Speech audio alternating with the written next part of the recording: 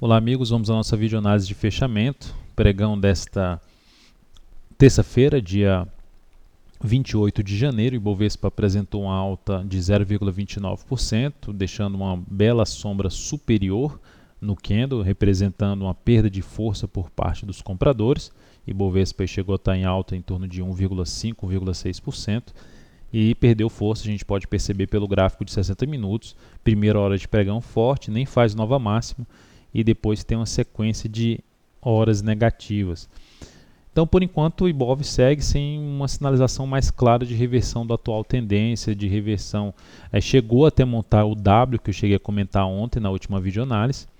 Gerou o primeiro movimento, um primeiro sinal positivo, mas em vez de tirar vamos dizer assim, uma nota 10, se sustentar acima desse patamar de resistência superado e depois gerar o rompimento dessa máxima, não conseguiu fazer isso, foi para baixo, foi para dentro da região do W desse fundo duplo. Então, por enquanto, Ibov aí sem uma sinalização mais clara de subida, segue com o viés de baixa. PETR4 no pregão de hoje apresentou queda de 0,4%.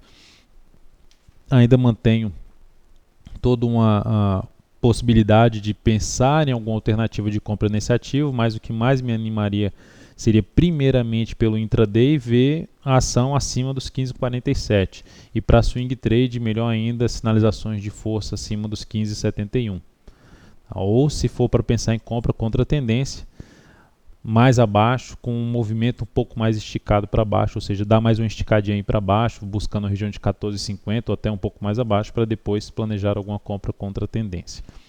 Vale 5, pregão de hoje, abriu com um gap de alta, ficou travado o dia inteiro ali nessa região aí, em torno de R$ 29,00 e terminou fechando em R$ 28,88, apresentando aí um candle mais para uma reversão, mas ainda não seria um candle que eu já entraria vendendo, porque para mim essa correção que ela fez aqui de 2 pregões ainda não foi suficiente de acordo com o método que eu utilizo para buscar uma venda. Eu ficaria mais interessado se essa correção ampliasse aqui para mais uns 2 pregões, aí uns 4 a 5 pregões, e estivesse batendo ali numa faixa de preço mais em torno de R$ 29,60, R$ 30,00, e aí sim me interessaria mais para planejar a venda nesse ativo.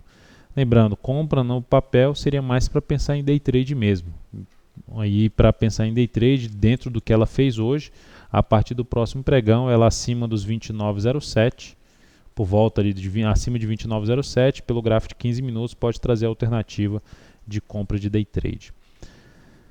JBSS3, chegamos a abrir uma venda nesse papel hoje, uma venda com risco um pouco maior, o ativo vinha de 2 pregões de alta mais forte, abriu com gap de alta, estava lá em cima, testando um ponto de resistência ali na faixa de 8,56, e aí decidimos pela venda na perda dos R$ 8,47.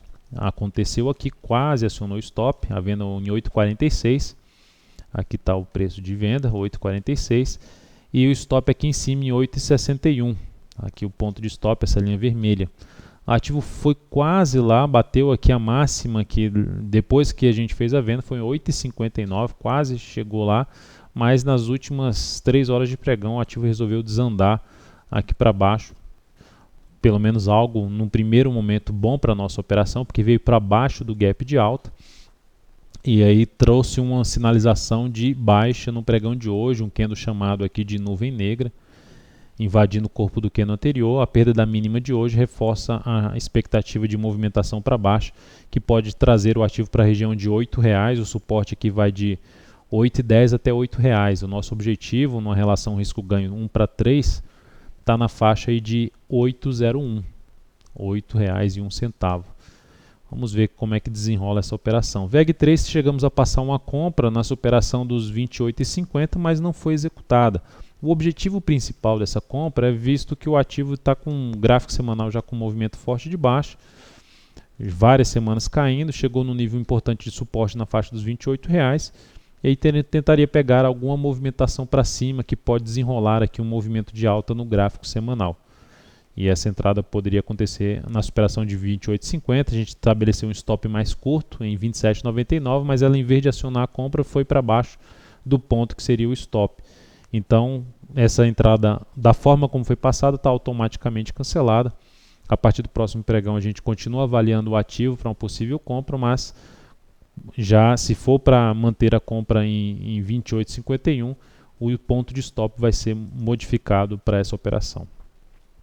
MRFG3, Marfrig depois de um longo movimento de alta, que está em tendência de alta de curto prazo, gera uma correção. Essa correção já vem com 4 pregões consecutivos de baixa, chega num ponto de suporte ali na faixa dos 4,46, em torno de 4,46, gera um candle de indefinição nesse patamar, compra nesse ativo de superação da máxima de hoje para o stop abaixo da mínima seria com um stop de 5,5, então um stop que eu considero ainda um stop grande para essa possível entrada. Então aguardaria algo mais aí, ou ela cair um pouco mais, ou ela montar um candle um pouco menor, ou alguma sinalização ali que me proporcionasse uma entrada com stop mais curto na MRFG3, um stop para buscar uma compra de swing trade.